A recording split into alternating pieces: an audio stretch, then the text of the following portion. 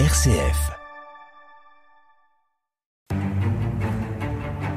Explorer la dimension chrétienne du patrimoine littéraire.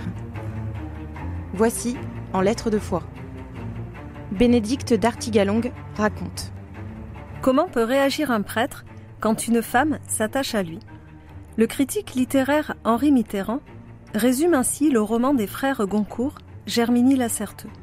L'histoire est celle d'une chair multiplement et diversement meurtrie par le viol, par l'accouchement d'un enfant mort, par les souffrances d'un deuil tout charnel, sa petite fille morte au loin, par la fausse couche, par l'errance, par l'humiliation, par les brutalités d'un amant ivrogne, par l'alcool, par la phtisie.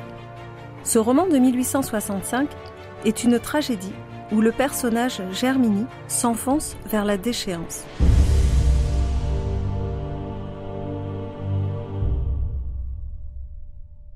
Au début de cette avalanche physique et morale, elle croise deux personnes positives. La première est Mademoiselle de Varandeuil, sa patronne, et la deuxième, un prêtre. Les deux rencontres sont liées par leur quasi-simultanéité. Cependant, avant de rencontrer le prêtre, elle rencontre l'Église. Il ne s'agit pas pour elle d'aller à la messe ou de s'engager dans un service. Elle n'aime que la confession. Sa patronne ayant une certaine rudesse masculine, Germinie ne verse pas dans la confidence avec elle. C'est alors qu'elle prend goût à l'espace de parole offert par la confession, dont, je cite, elle sortait rafraîchie, légère, délivrée, heureuse.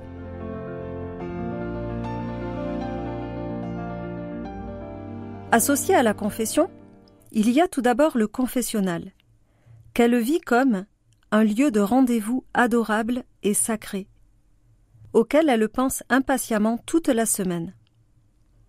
Ensuite, il y a le prêtre. Au début, il n'est qu'une voix, basse et sereine. Ensuite, il devient une entité, sur laquelle la libido de Germinie semble s'être fixée. Et l'homme en a l'intuition, je cite.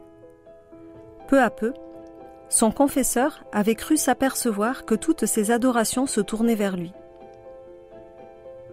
Il n'a pas de visage, ni vraiment de corps. Germinie s'est attachée à une représentation, non à un homme. Cela n'empêche pas qu'elle ait des comportements douteux, je cite.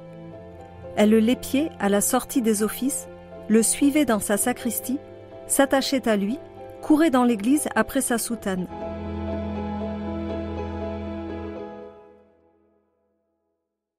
Nous constatons bien que le corps de l'homme n'est pas pris en compte.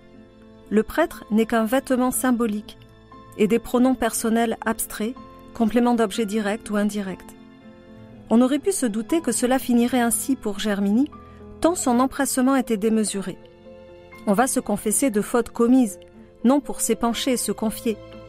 De même, ses émotions étaient très vives, peu adaptées.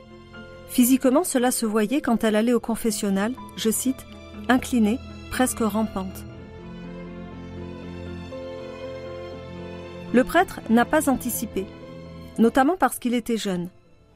Au début, il est conciliant, il se prêtait à ses fréquentes confessions. Le verbe « se prêter » montre qu'il fait une faveur à Germinie, que ses confessions n'en sont pas vraiment, nommées des bavardages plus loin. Il fait bien son travail. Il est indulgent, ne lui ménageait ni le temps, ni l'attention, ni la charité.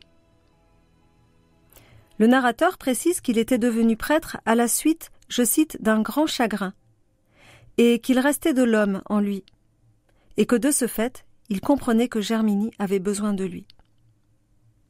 On pourrait penser que cet épisode, occupant quelques pages dure quelques mois dans le temps du roman, or il a duré quelques années. Le prêtre n'a certainement pas senti, par la régularité des confessions de Germinie, qu'elle s'attachait à lui. Sa compassion s'arrêtait à l'écoute. Confronté à une femme quasiment amoureuse, il ne prend pas la parole pour exposer les limites qu'il y a entre eux. Les parois de bois du confessionnal sont aussi les limites qui protègent de part et d'autre d'une relation. Ainsi, à force, il devint plus réservé et, je cite, s'arma de froideur. Il oppose à Germinie l'exact contraire de son exaltation, pensant que cette attitude parlerait d'elle-même.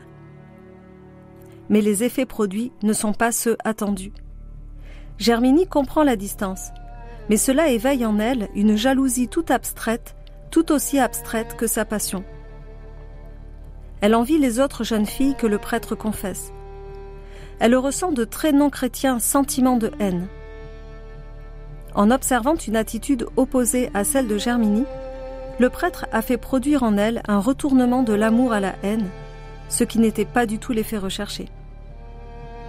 Non capable certainement d'affronter Germinie, le prêtre la confie à un confrère. Je cite. Le prêtre alors, l'éloignant sans explication, la renvoya à un autre confesseur. Un autre confesseur dont elle ne veut pas, car elle a bien vu sans le comprendre qu'elle était rejetée. Le résultat est qu'elle rejette l'Église de sa vie, elle aussi, sans transition. Sa patronne s'en étonne, autant qu'elle s'était amusée de sa ferveur, lui demande ce que les prêtres lui ont fait. « Rien », répond Germinie. Elle n'a trouvé finalement aucun réconfort durable, profond, par ses confessions. Elle s'est enflammée pour une passion imaginaire et le prêtre a réagi professionnellement, comme un médecin en l'adressant à quelqu'un d'autre. A-t-il bien réagi ? On ne peut lui reprocher d'avoir rompu pour éviter les débordements. Peut-être aurait-il pu avoir le courage de lui dire quelque chose de gentil avant de la confier à un autre confesseur.